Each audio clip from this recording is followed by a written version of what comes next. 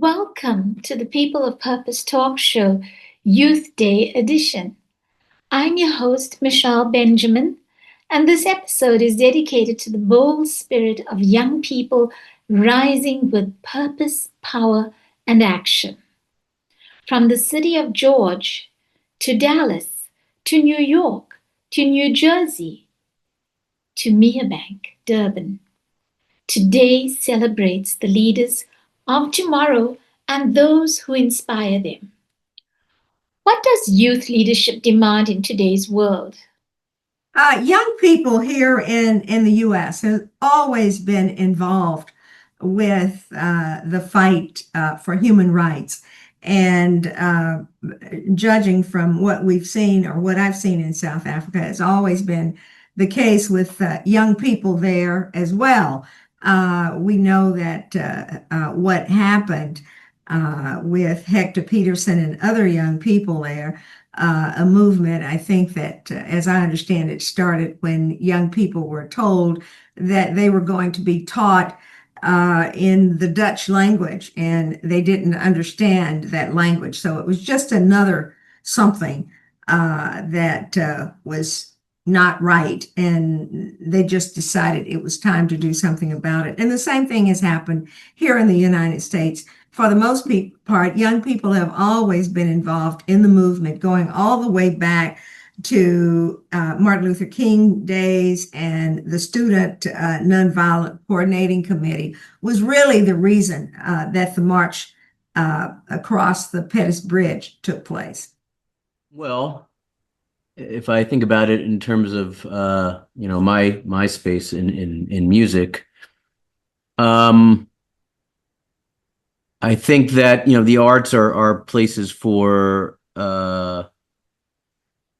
people, youth especially, to find themselves. Sometimes if they're feel a little on the outskirts or don't fit in, finding yourself through an art, whether it be music or something else, is very important. So I think making sure that we have funding for arts programs and music. I mean, I think back to, I went to a public school on Long Island, but we had a great music and arts program, and we had, a lot of resources, and I see that being cut out today. So we need to make sure that the youth have access to those things. I mean, obviously today there's a little more, if you're kind of a go-getter. I mean, you can find stuff online and you can do that, but it does take having, sometimes it's a certain teacher, a certain, that can just open your mind to things. I know I had that happen with several teachers in high school and college. So yeah, I think that's critical to keep the funding of the arts. The first thing that comes to mind for me is really the idea of leading by example. And I think just giving younger people a roadmap of, what does success in the specific place that you're looking for, like, what does that actually look like? So, thinking about my space specifically, finance, I think being a Black man in finance, it's, my demographic isn't super prevalent in this space. So I think, for example, for me, it's just, showing people that you can get to this place, this industry is possible to get to. And I think it's similar for, women in the financial sector. There's not so much representation. So, I know a lot of great ladies in the space. And I think also it kind of just paves the way to show young people, because, I still remember being a younger person than I am now. And I feel like you can talk all you want and tell young people, as much as you want, you should do this, you should do this, you should do this. But I think when young people really have an example of someone to look up to, who's, currently doing some of the things that they would like to achieve, I think it's a motivation, and just shows, the youth that this is possible, and also kind of, like I said, a little bit of a roadmap on how to get there. So I think it depends on the perspective of where you are placed, and your view of the world. One's view can be to define success as being the richest person around, or to define success as having to spread joy and happiness and be a part of a greater event. And today's youth are plagued with much more problems, I believe, than we were growing up as teenagers in the 70s and the 80s, because the world is a much more dangerous place, And especially, I probably am a bit biased because I come from an activist background, and I look at everything to the lens of an activist, and to see how society is progressing and where the youth fits in. And I believe that, as I said earlier, currently the world is a very dangerous place. We are possibly on the brink of World War III when one looks at Palestine, the US-sponsored genocide in Gaza, when one looks at the conflict in Ukraine, one looks at the Pakistan-India conflict. They all have propensity to become nuclear. So I believe that the youth of today needs now to be much more aware that we have at our means the capacity to destroy the entire world. And that knowledge must now be a sobering fact, and which makes us now try and seek harmony and peace with our fellow men. And that would mean it starts off at the home. It starts off with us individually, and spread into communities and into the international political arena, whereby we can seek compromises and seek dialogue instead of looking at violent solutions to issues. Music has connected all of us throughout generations in so many ways. So, Craig Greenberg, who is a New York singer, songwriter, and musician, he is also a musical storyteller, and his songs capture what it means to feel deeply in today's world, from the porch concerts of New Orleans to the heart of New York City. Thank you for having me. You're welcome. Go ahead. All right, this is the last single I put out. You mentioned New Orleans. This song has a bit of a New Orleans influence. It's called She's Gone and I'm Good for Nothing.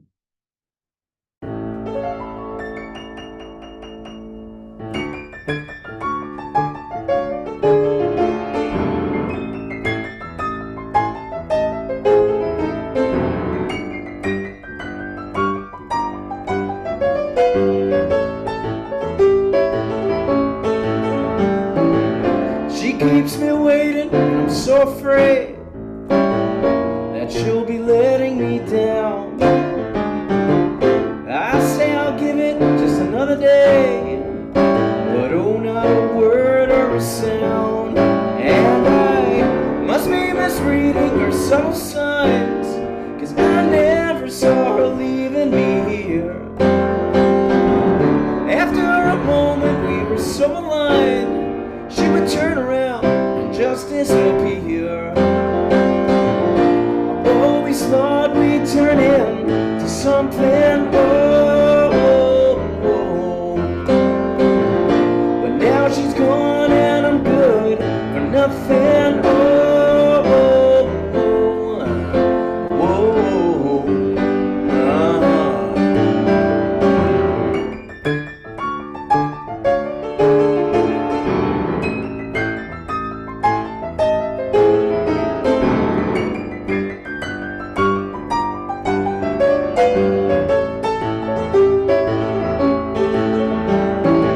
So many days she don't come around, burying my head in the sand. All of the feelings left to peter out for reasons I don't understand. And I have to believe there's a silver lining to all the sadness flooding my brain. After these years on the losing side, it took all my strength just to maintain. I always thought we would end up somewhere,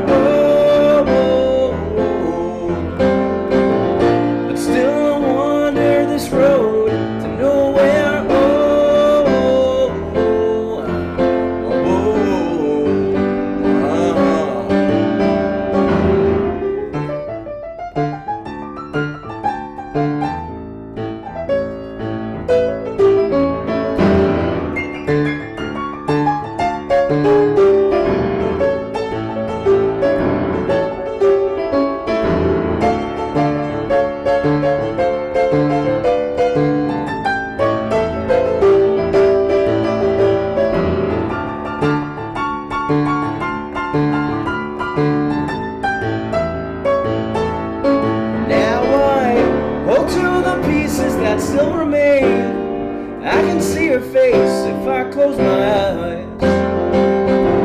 At least there's always a saving grace. I can conjure up a story to write. I always thought we'd turn into something.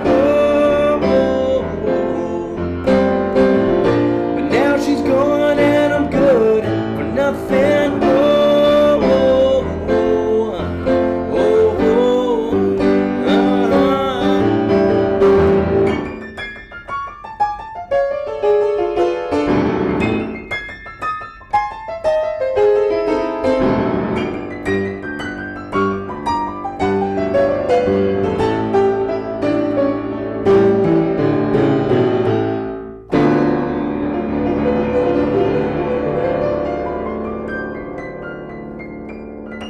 Bravo, Craig, that was beautiful. How many times have you played that on our show now?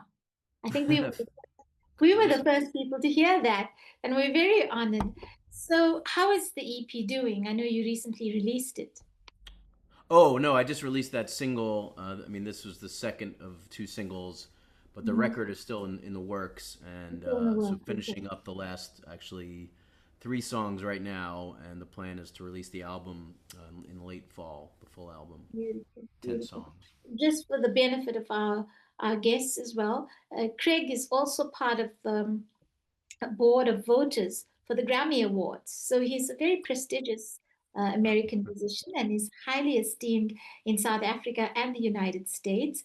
And we're very honored to call Craig our friend. It's been a long time, and his music not only resonates with us, but it's just beautiful. It touches us deeply. So thank you, Craig. Thank you for that, and thank you for that beautiful performance.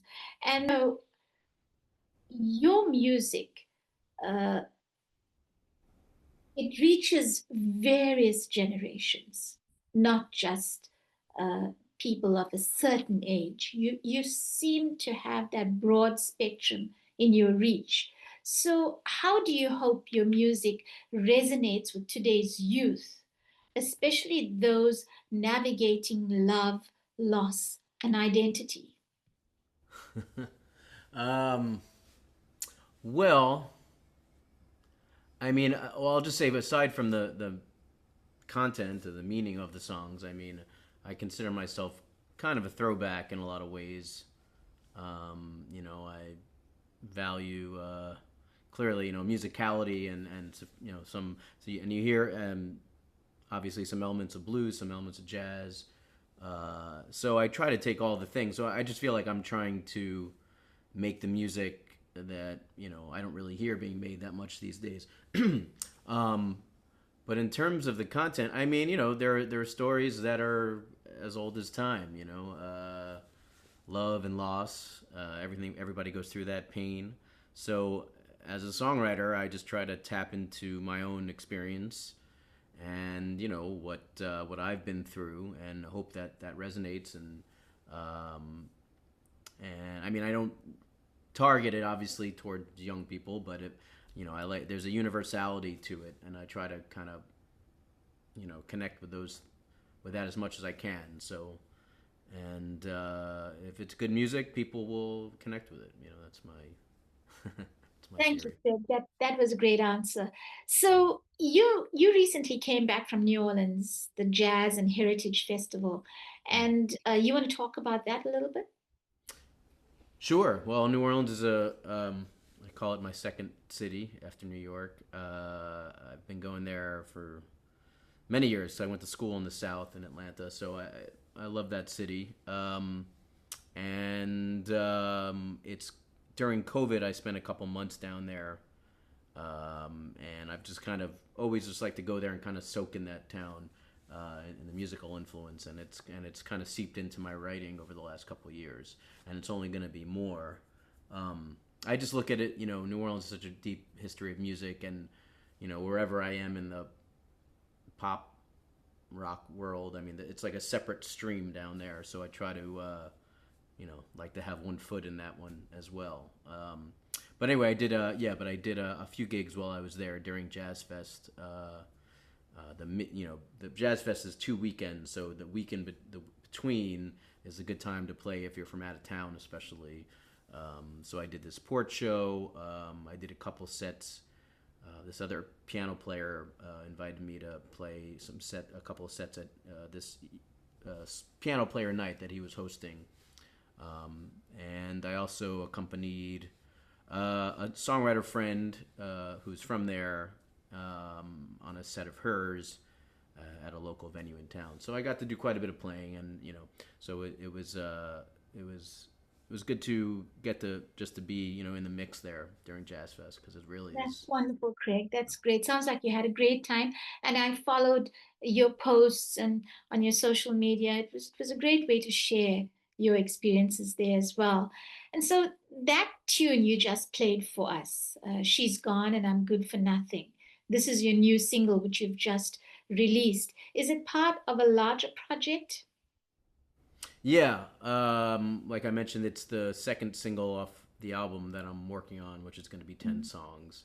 In song form. Yeah, so finishing up the last few right now, and then got to do all the assembling and get the artwork together, but yeah, the plan is to put it out in the late fall. That's beautiful. Craig, thank you for that. And we're just going to move the interview a little bit and then come back to you. You okay with that? Sure. Oh, wonderful.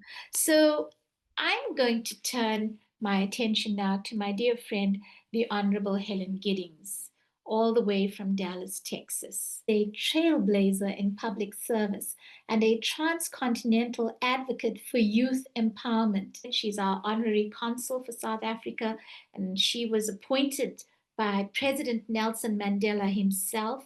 And so Helen brings wisdom from both sides of the globe. South Africa and the United States, I'm very pleased to say.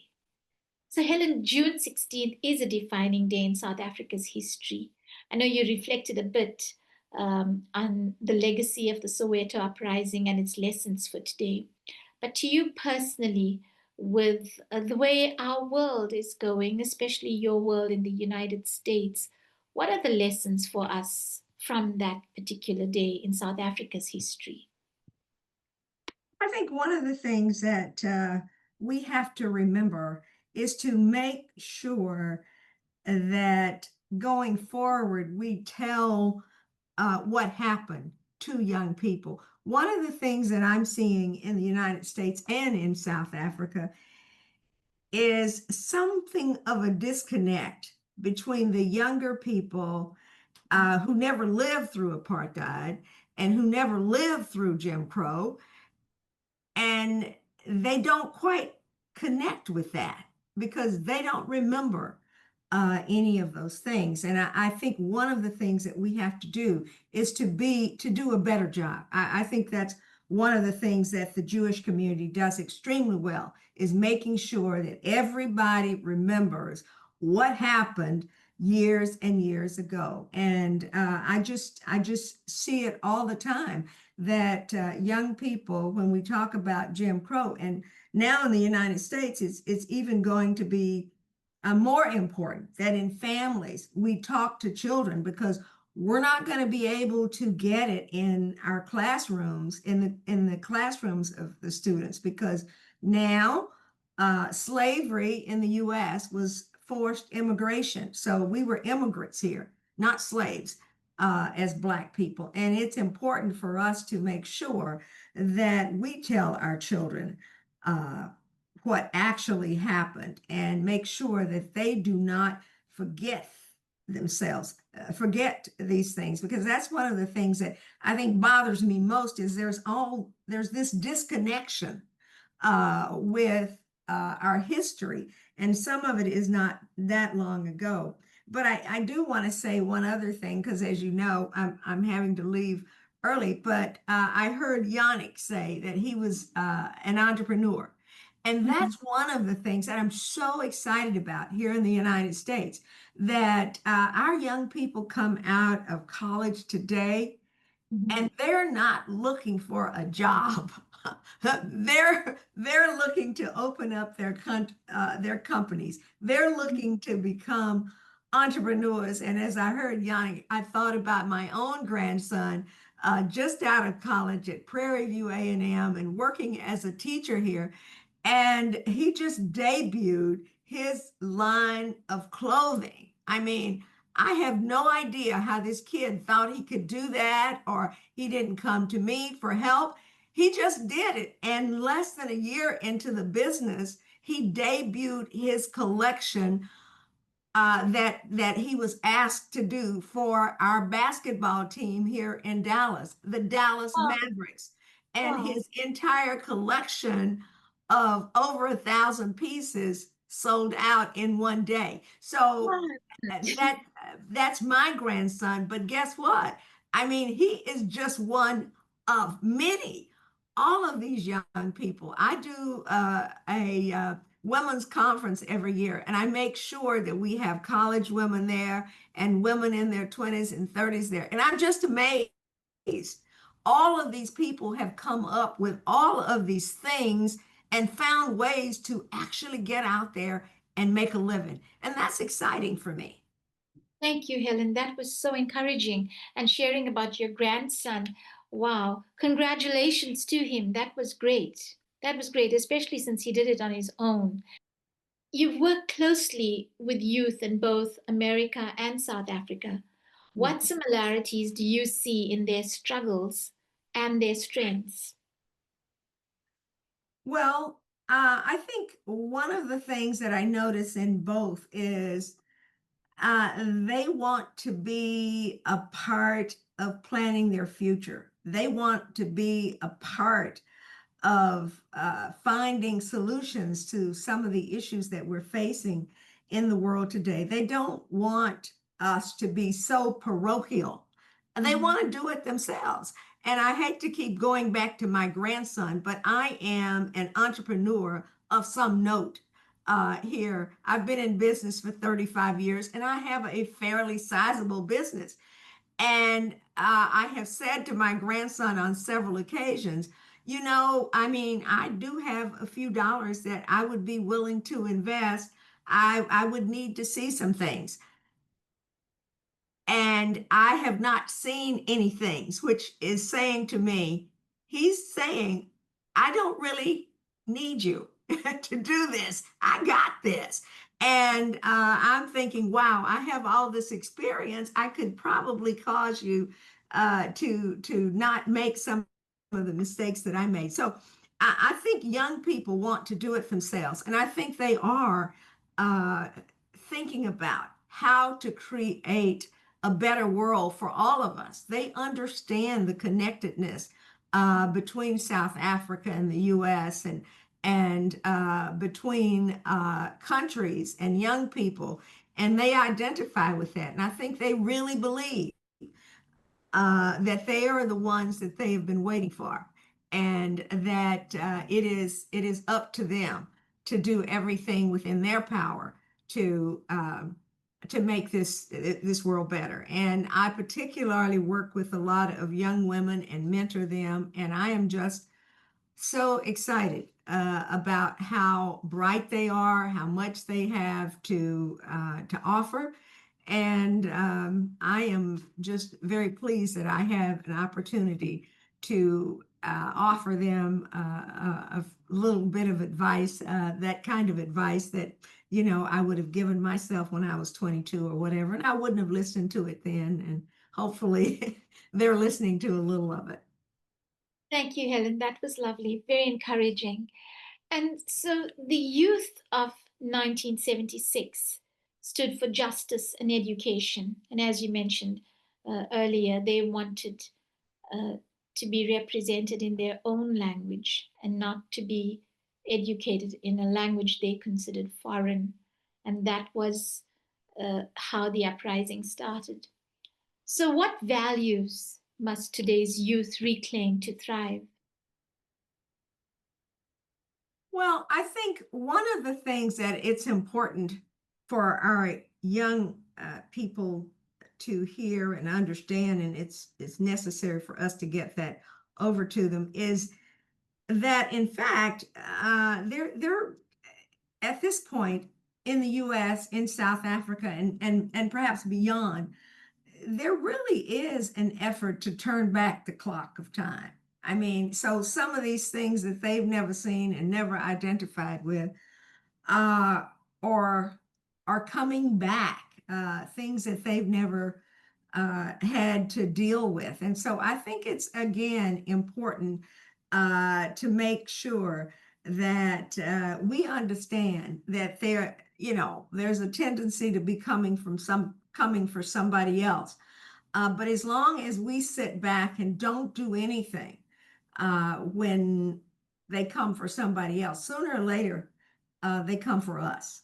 And I think that is something that it's going to take a minute or two for young people to understand, because, they don't remember Jim Crow. They hear our stories, but it just all seems so foreign to them. And again, it's just making sure that we understand that we are our brother's keeper. And as long as any of us is not free, none of us is really free. Thank you, Helen. That was beautifully answered. Thank you very much. Thank you very much, Helen. Thank you. And coming back to Craig, Craig, I know you have about 3 songs for today. So would you like to perform another one? This is another new one that's going to be on the new record. It's kind of a positive song. It's called If You Stop Believing.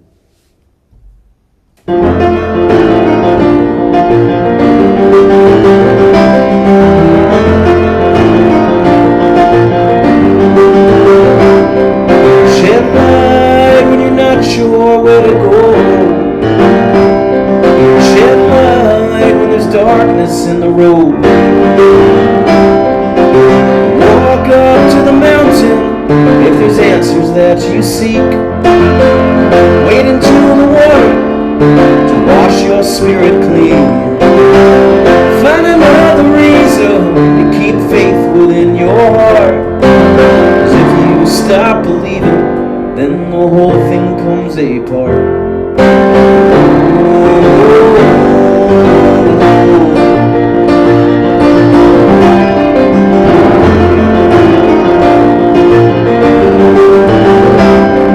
Sing out when the world has got you down.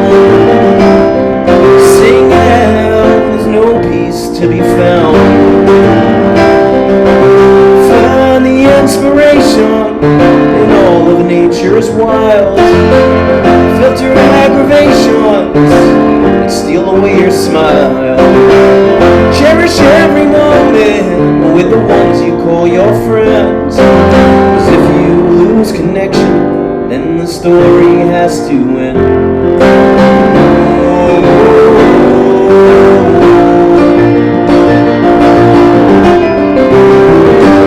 Many miles we've come and many more to run. We go in circles, we get lost again.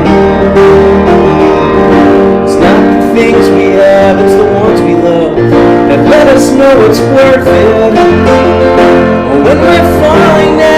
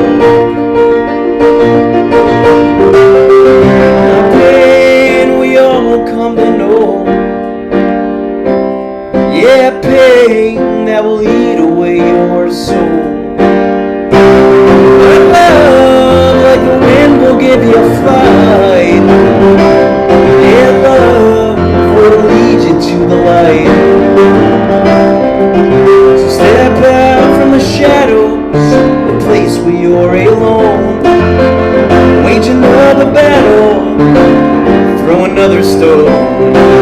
Find another reason to keep your hope alive. 'Cause if you stop believing, then the dream will surely die. Said if you stop believing, the dream will surely die. Thank you very much, Greg. Thank you. That was beautiful. Absolutely beautiful. Always lovely to hear your music.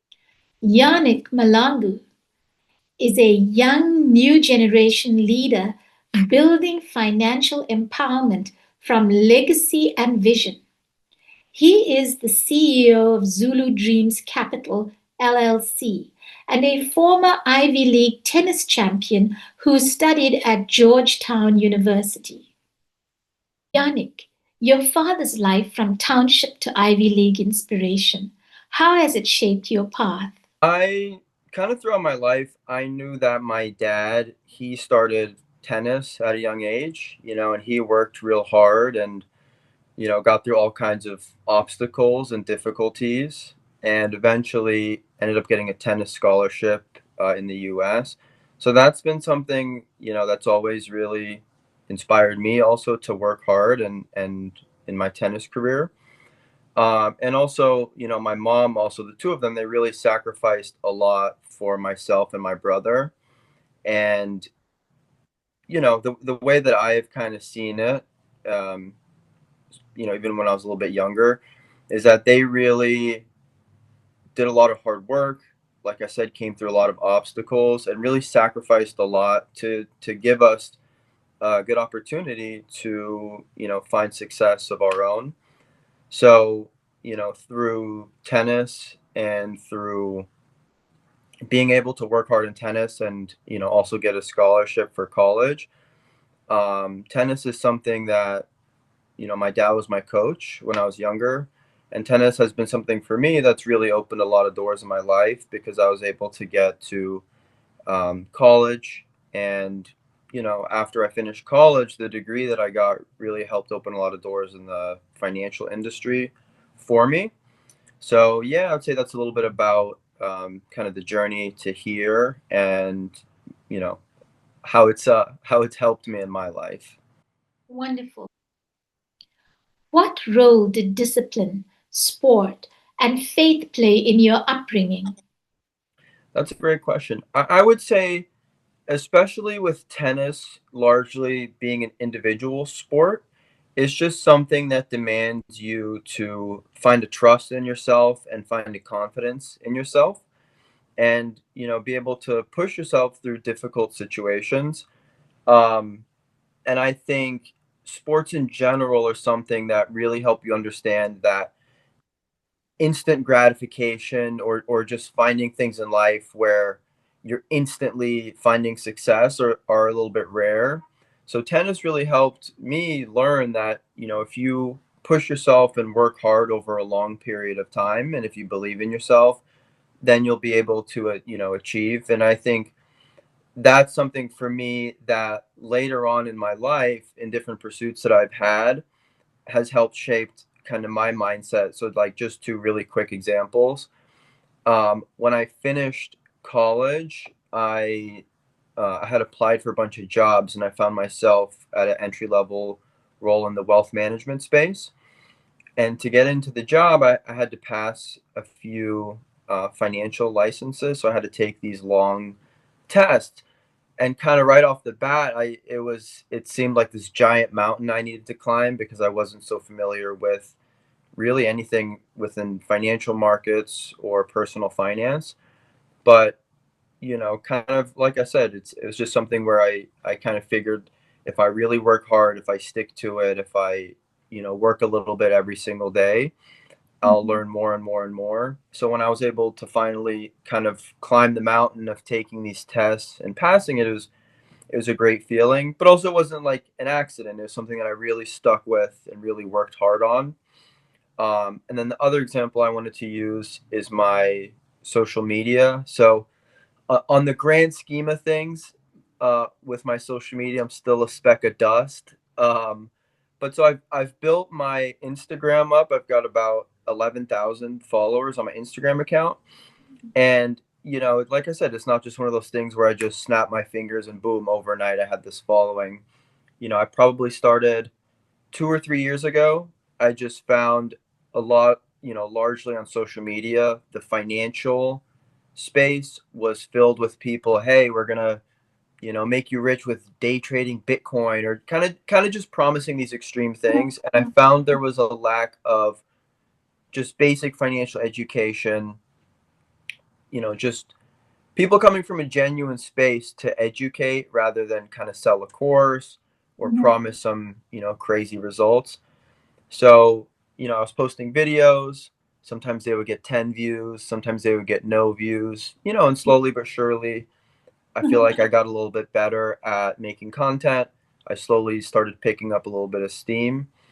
You know, and I built my following. But to kind of summarize my rant here, just starting from tennis, I think it just helped me gain a mindset of, if you really work hard at something over a long period of time, that's really where you're going to find, you know, your passion and your success come together at some point. I mean, I did play some camp tournaments and stuff, and it was my it was a big sport in my family. All the men in my family played, but anyway, but I just think it's yeah, that component, the psychological component of that game, more than just about any other sport, I think.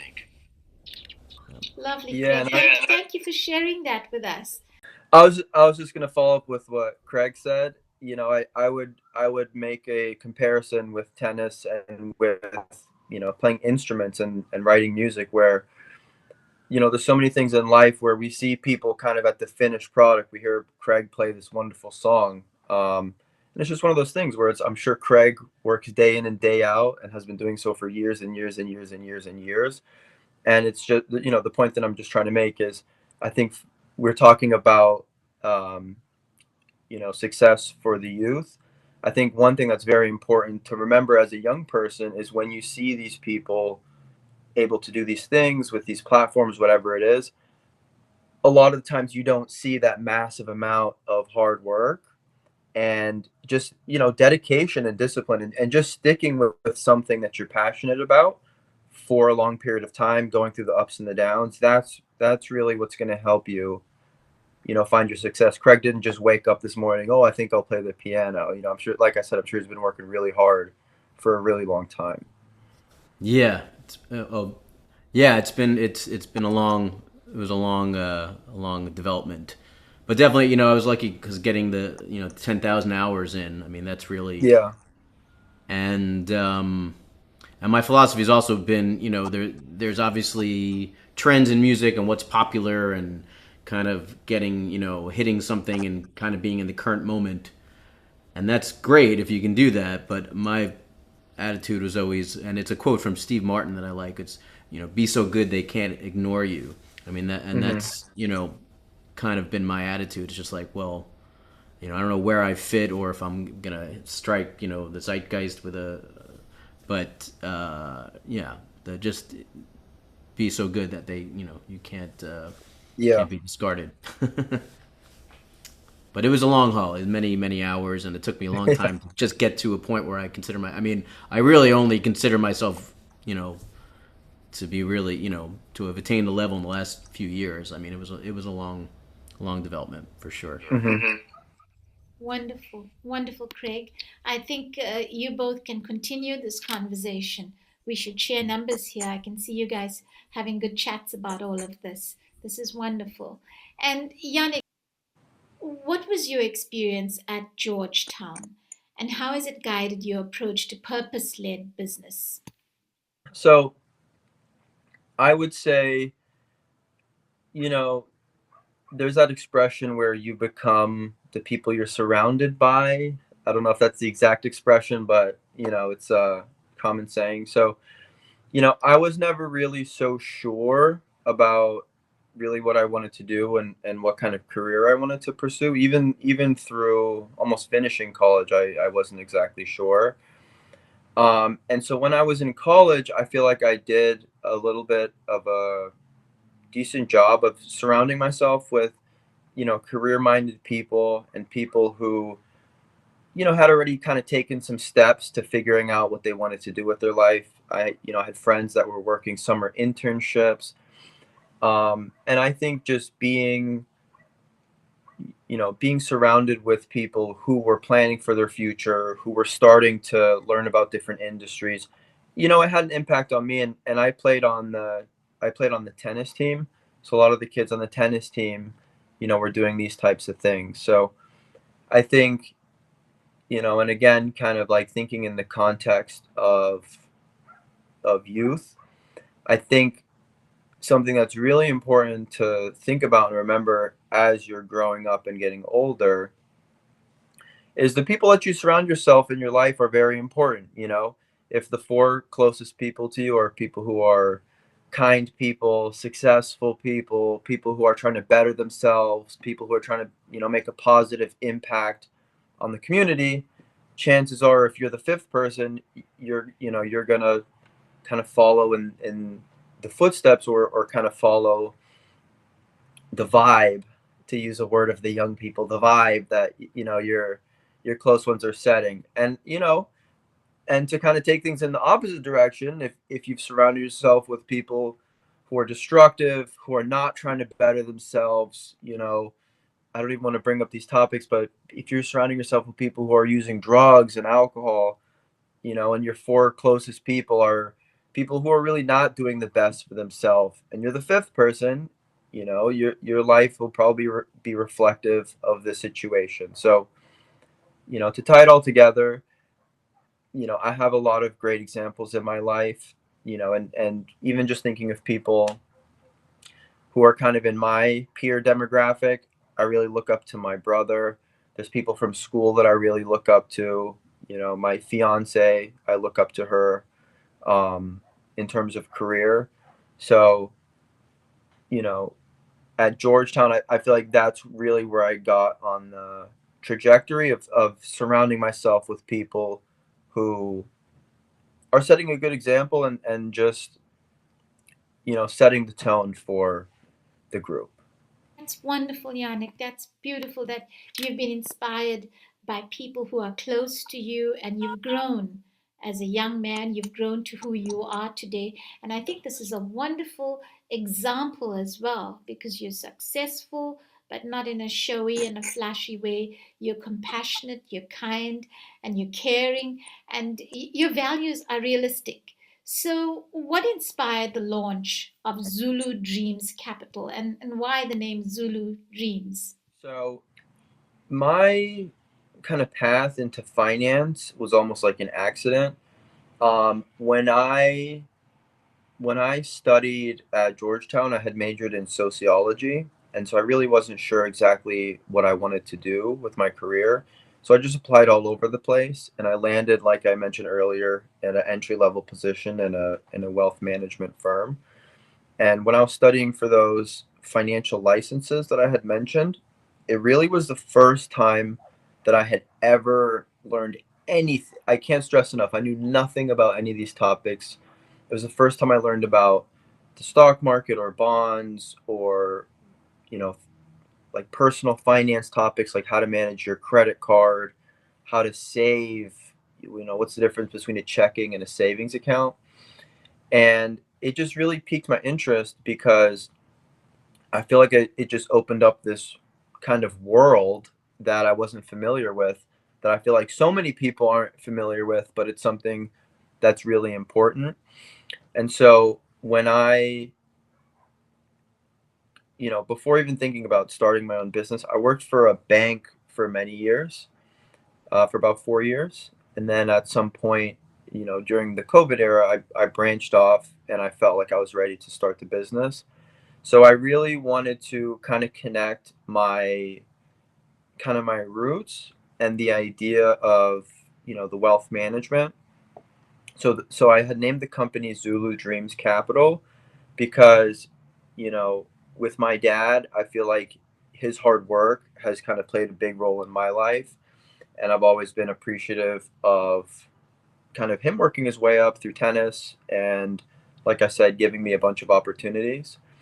And I also really wanted to stick to my heritage and also really make sure that the business, because I think finance and wealth management has this, I don't know if stigma is the right word, but kind of the stereotype that this is something that just exists to make the rich richer. And it's always been important to me to think about people like myself who I didn't grow up with any of this knowledge. So it's been important to me to stick with my roots and my heritage.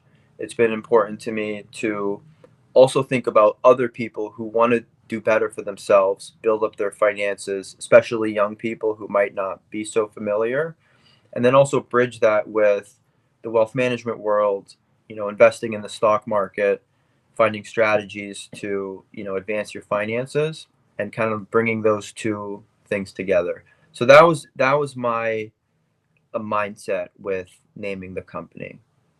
Thank you for that. That was very well answered. Beautiful. So, just one more question. Sure. What are the biggest myths people believe about money, and how do you help reframe that? That's a great question. I would say one of the biggest myths with money, I would say, I'm going to say two things. So, number one, I would say that finding financial success or building wealth is something that, only someone who's such a genius is able to do it. I hear people saying, like, oh, the stock market, I'm not one of these, Wall Street guys. Like, it's just too difficult. That is a complete and total myth. And I would personally say the people, the clients that I work with that have done well for themselves financially, are there people who have an extreme income? They're making, $1 million a year. Sure, those people exist. But I would say the most common people that I see that are really doing well for themselves, these are folks who are working totally normal jobs like you and I, and they're people that have committed, hey, every paycheck I'm going to save this amount. I'm going to do a good job to be responsible with my spending. I'm not going to run up the credit card, buying the new Gucci shoes to impress everyone. I'm going to be disciplined. I'm going to save a certain amount over time. I'm going to learn the basics of investing in the stock market. And it's just people who have stuck with this mindset over 5, 10, 20 years. If everyone's at a different level, but if you can commit to saving $200 a month from your job, over a year it's going to add up. Over 5 years it's going to add up, and before you know it, these small things you're doing in your life really amount to a lot. So just to summarize is that, having financial success is not just for people who are genius or have extreme income. It's for regular people who are able to get, and like I really want to stress, everyone's circumstances are different. Everyone is not in a situation, where they're fortunate to be able to save. But, if you find yourself working up to having an income, and expenses that you can manage, it's just doing small things over a long period of time. Um, and then the other thing, which kind of ties into this that I wanted to bring up, is the myth. Something that frustrates me to the ends of the earth is when I go on social media and the financial topics are all about, you need to take on these crazy, risky strategies, if you want to have a chance. And I'm a big believer that I don't want to I don't want to bore the audience to death with financial jargon, but, index funds, just basic ways to invest in the stock market, contributing over time, and just watching your finances and your wealth grow gradually. I'm a much bigger believer in that than finding all these, crazy crypto coins and all these penny stocks and all this stuff that people love to talk about on social media. So I hope that makes sense. But It those does. I And, would say are some of the thank things. you. Thank you very much for being so realistic about finance. I think that's what helps all of us grow. And Thank yeah, you. I see your point very much so, because Well, it's nice to have a young, youthful perspective on all of this. And thank Hey, you, I'm Yannik. I'm turning 30 this year. I'm not that young. That's still very young. Wouldn't you say so, Jeeven? He's still very young. Absolutely. Absolutely. So, Yannik, thank you. Thank you very much. Craig, Yannik, Thank you. both of you have been amazing guests. Craig, do you have another song to perform for us? Sure. Can do one more. Okay, one more, and then we'll move on to Jeevan. Thank you very much. Okay, this is another new one that I'm gonna be that we're actually recording right now in the studio as well. It's called "Till the Moon."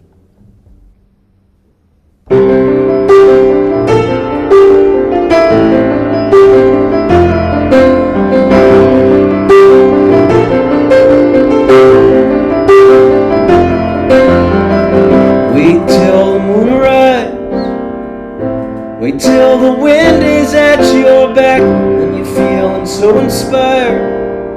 There's no way you're falling from the track that you've laid for years, sacrificing all. Nose to the ground, somehow you found your way. All through the cold, the loneliness and tears, you stuck it out so you can fly away. Yeah, yeah.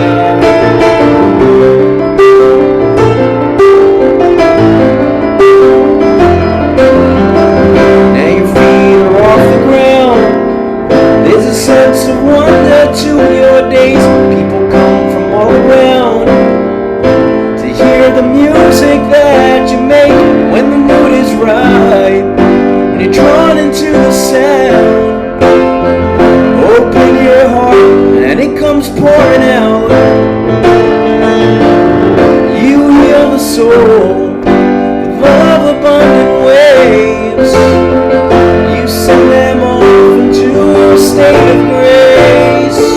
Yeah, yeah. And you feel the days, they move so quickly now. It's like the scene you've always dreamed about. You're staring straight up to the stars, so unafraid in who you are.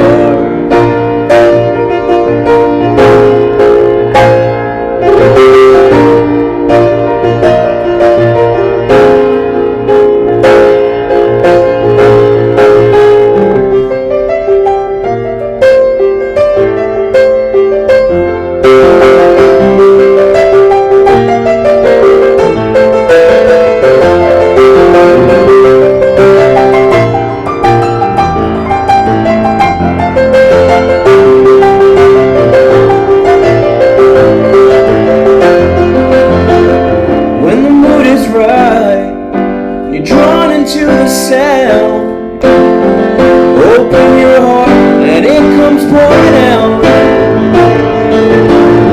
You shine the light, they gather all around. You set them free so you can fly away. Yeah, yeah, yeah, yeah.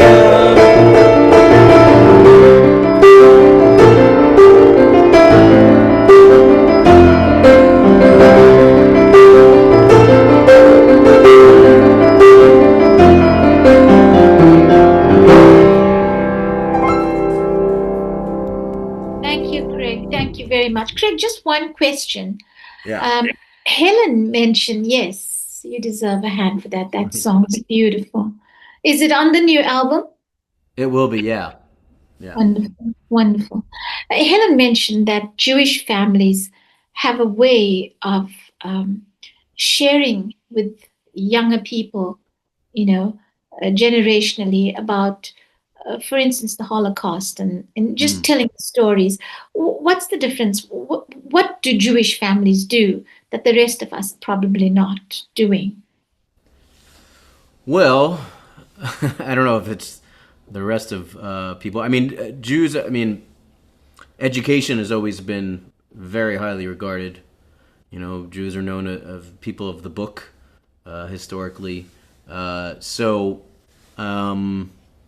So yeah, that was always very stressed in my family. Education, going to school. It wasn't a question of if you're going to go to school. It's what are you going to study? What are you going to become? So yeah, so that kind of is pretty ingrained. What else would I say about that?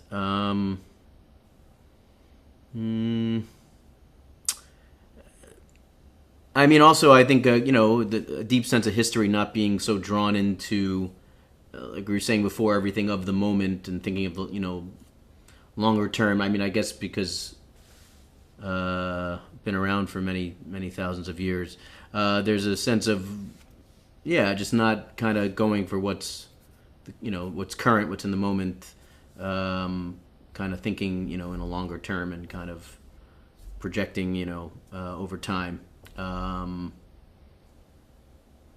Yeah, I mean, I guess that's what I would. Well, thank you for that. Well, why I asked that question is because we're in our country, we're new democracy, we're very diverse people.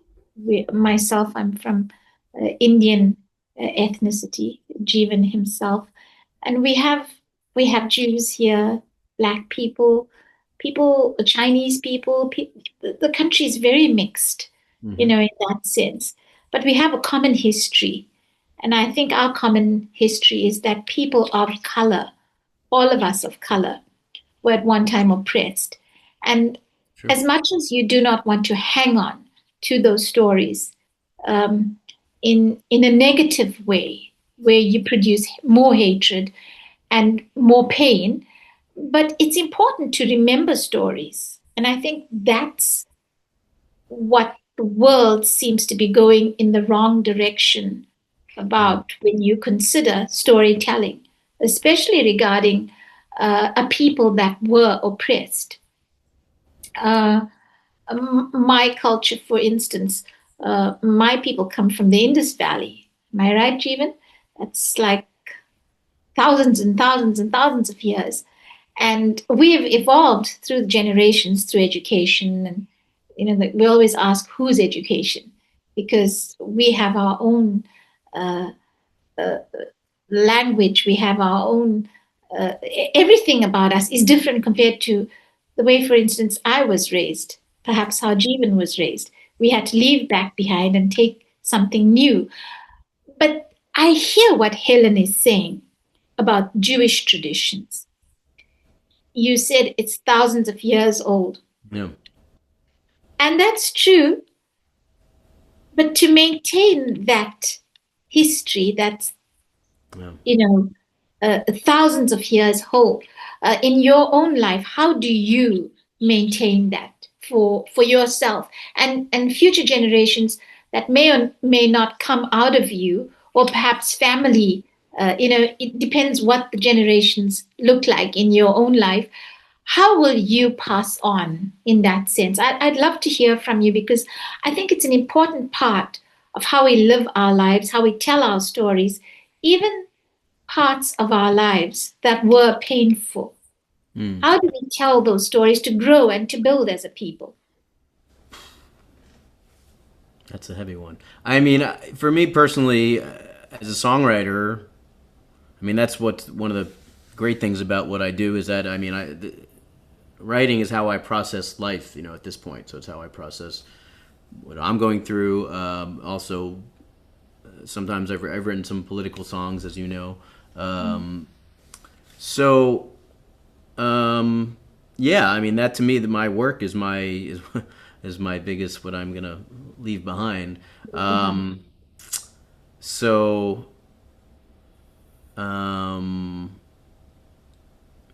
I'm trying to think what else I would say about that. Craig, I think that's powerful what you just said about your work. Yeah. Because, I think Yannick's doing that. Well, songs can be like children, that's been, Yeah. I'm not the first songwriter to say that our songs are like our children, and some of them go off to be lawyers and doctors and professional people. Some of them don't do as well, but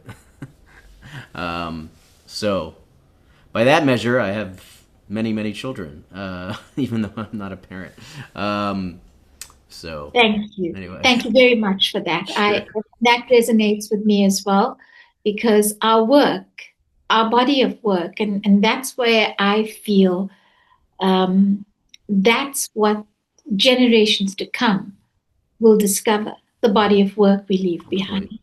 And I think that's really how the Jewish community has done it, you know, through the Holocaust, through all kinds of persecution.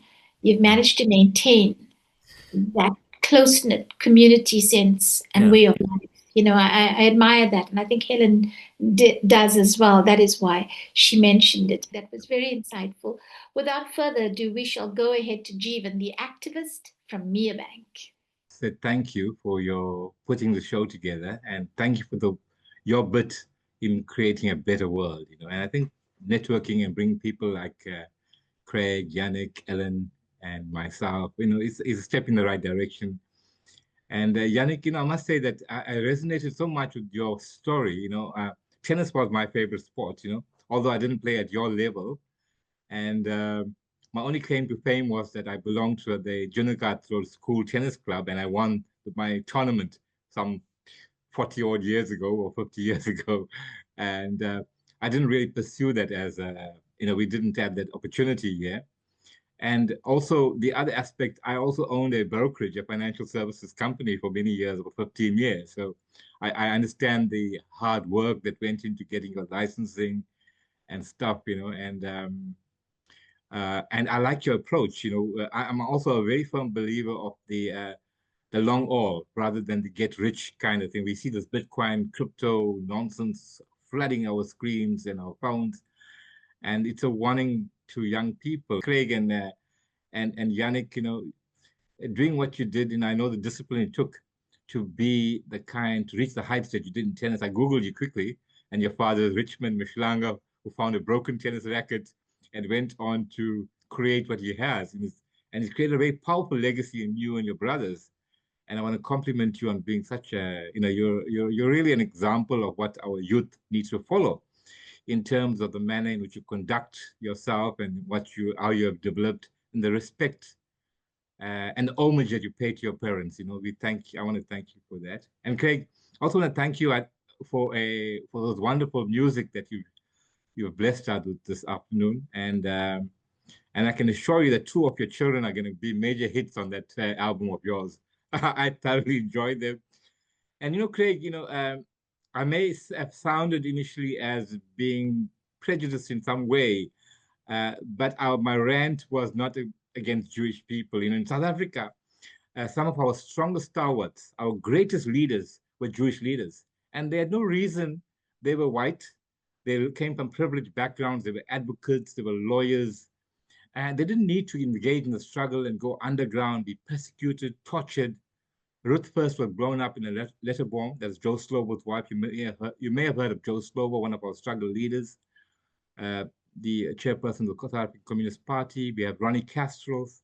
We have a whole range of people from your faith that have given so much to South Africa, and we are absolutely grateful, and we pay homage to them every day for what they have done to help us earn our freedoms. And I also want to compliment you on your, mastering your art has taken years of your life, and it's really an example to young people watching the show that you cannot master something and be as good as you are overnight. It's a long haul, it's a slog, and you get to where you are.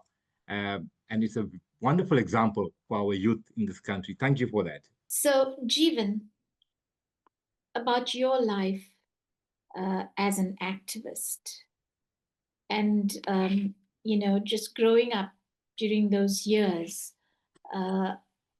we have spoken about this previously, but what first stirred your passion for youth activism growing up in apartheid South Africa? Growing up in apartheid South Africa was, when we were born into apartheid. So when we came across a park bench that said whites only, it was a normal for us. When we came into a beach that said no non-whites not allowed, we didn't go there. there were two doors to a post office. One was for whites and one was for non-whites. So we were surrounded by these type of segregation, and we looked all around us. There were this inequality, and I was fortunate that my elder sister was also an activist, and she was about 6 years older than me, and so she got involved in youth organization, activism, student politics, and she was pretty involved. And around our house, there were always books, literature that was banned at that time because, as it was some literature you couldn't keep around because if you just had certain literature, you were subjected to arrest and sometimes imprisonment if you were in the possession of banned literature. And so, it was in that type of environment. And all around us in Merebank, and coming from Merebank it's called a fighting community, and our forebears before us had started various community struggles. So we were made aware that there was something not right and that something had to be done about it. And I think one of the very first books that I came across was a book by Martin Luther King Jr. And it was Where Do We Go From Here? Chaos or Community. It was a very thought-provoking book, and it spoke about the key questions where the main theme was race relationships. It spoke about Martin Luther King's vision for the future, the economic justice that he foresaw, better jobs, higher wages, decent housing for African Americans. And it resonated with me, And thereafter, there were many other books that I came across. And so I was conscientized at that level.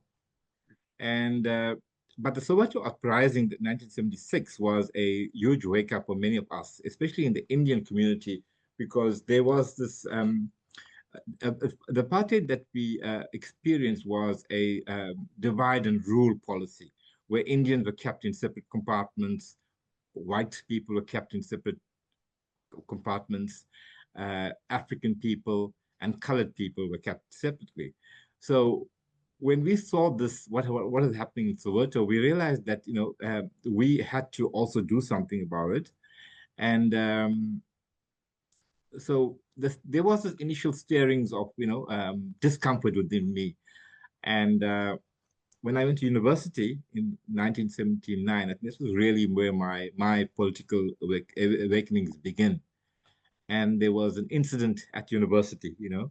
There was a black girl by the name of Pinky, and she was refused admission to the girls' hostel. And bearing in mind that it was an Indian university, she wasn't allowed there, and that started a huge protest in the university, and we got involved. And thereafter, I started getting involved in various other aspects of the struggle at that time. Thank you, Jeeven. And how did the movements of the 70s and 80s, well, you just described some of that, but especially this June 16, how did that shape South Africa and your own journey? It was a protest against a language. So Yes. how did that shape your own life and your own journey? So basically, the key issues that gave rise to the Soweto uprising was the fact that African students, learners, were forced to study 50% of their work in Afrikaans. And Afrikaans wasn't their home language. It was a kind of a foreign language. It was regarded as the language of the oppressor, the language of the Boer. And they lived in Soweto, which was a township, and it was, really oppressive conditions. The school system was very poor because at that time, apartheid was divided in such a way that the education spend, for example, if you spent 10 Rand, 100 Rand on a white child, you'd spend 10 Rand on a black child. It was government policy. And you'd probably spend 20 Rand on an Indian child and 30 Rand on a colored child. So it was all a very cleverly devised plan. So it meant there were fewer schools for African people, fewer teachers, fewer learning material. So there was a buildup of this, there was a fermenting of this revolution, and it burst out at that point when they imposed in 1974 the idea of studying in Afrikaans and learning in Afrikaans. So thereafter, Merebank also came in solidarity. There were many organizations that were formed, and then one of the more key organizations for youth was the Merebank Ex-Student Society. The first one was the first iteration of that was in 1971, and then the second one it died off for a while. It was revived in 1976, and student activism began in earnest. And thereafter, I was also part of the Merebank Ex-Student Society in the 80s, 1980. We revived it, and it became part of, and we were we were the founding members of that particular iteration. I remember being the sports convener, and we managed to use sport as a means of mobilizing the youth. So we had hundreds of youth that joined our organizations. We had the Merebank Sports Gala. I'm not sure if you remember that. It was a weekend of activities. We mimicked the Rag Festival, the University of Durban Westfield's Rag Festival, where we actually built floats depicting a prison cell with Nelson Mandela in it. So it all helped us in our getting the youth together, to mobilizing and conscientizing the youth. And many of us realized at that time the political organizations were banned. So it was left up to the youth and the civic organizations to take up the struggle, and we did that. We realized that we weren't just merely youth organizations having a fun, but we had a deeper political purpose in mind. And that's how it all began. Thank you so much for that, Jeeven. And then you've transformed a book initiative into a community. I'm not unmuted, am I? Okay, let me. You're fine. Yes, you've transformed the book initiative into a community lifeline. What advice do you offer young people who want to turn purpose into action? So the Merebank Book Project started off as merely an idea to write a book to document the history, the rich, vibrant history of Merebank, the community. As I said, Merebank had already by then had stood out as being the bastion against apartheid. We had many members of MK from Merebank. We had members of the community that were imprisoned in Robben Island. And so we were going to set out to write a book about everything. And in the process, we realized when we took the project to social media, we decided that it'd be a community project, a book by the people, for the people, about the people. And it was a non-profit initiative. None of us get paid for that. And all funds will be going towards uplifting the community, to reviving organizations that were dormant, sports, and we've done that. Organizations that were 10 years in dormant, we revived them, the soccer federations, the netball federations. We have coaching sessions on Saturdays for all the various codes using, with the school's pupils.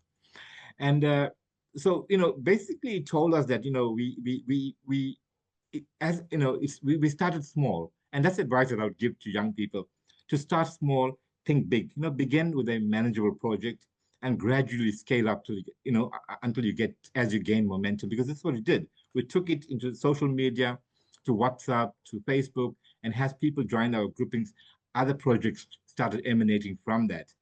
Then we got to identify our passion, and especially to the youth, what genuinely interests you and motivates you. You could identify and build a team around you. So we had a team of 10 people around us that basically collaborated, as like-minded individuals, to share the workload and our expertise. Many of us come from diverse backgrounds. We've got doctors, lawyers, accountants, engineers, all of that, within this team. And so we built that team with those kind of expertise. And then also there was a certain amount of research that we had to do to plan how we want to finesse certain initiatives. So a certain amount of research and planning. And also we sought guidance, from people that were experts in various fields. We have a advisory council of academics, professors from the universities, retired judges. Those kind of people are part of our advisory committee. And and the other thing I would like, be adaptable, because it's very difficult to be dogmatic in your process, in whatever you set out to do. So that, be prepared to adjust your approach as you learn to grow, and also to empower others we found that during this process, we empowered so many people. We've taught people many of our skills that we had. We shared our knowledge and we empowered people. And over the course of getting this book into nearing the completion, we celebrated our milestones. For example, when we had our first reunion, various milestones along the way we celebrated. But most important is to stay resilient. And as we've seen from our two young men, Yannik and the other gentleman, that over the years they didn't give up. They continued, and finally to keep learning, and trying to acquire as much knowledge as you can to bring your project to fruition. Thank you very much, Jeeven. Thank you very much. It was insightful, and you've given us a good idea, yourself and Helen, of what happened on June 16 in 1976. To our guests and our many viewers around the world, Youth Day is not just about remembrance. It is about reinvigoration. Whether you're 16 or 66, your voice matters, your story matters, and your purpose matters. Thank you to my highly esteemed guests, the Honourable Helen Giddings, Yannik Mahlangu, Craig Greenberg, and Jeeven Padayachee. Thank you for showing us what it means to live on purpose. I'm Michelle Benjamin, and until next time, my dear friends, here in my virtual studio with me, and those of you watching around the world on your devices, on your smart TVs, however you catch the show. Until next time, stay grounded, stay lifted, stay powerful and purposeful. God bless you.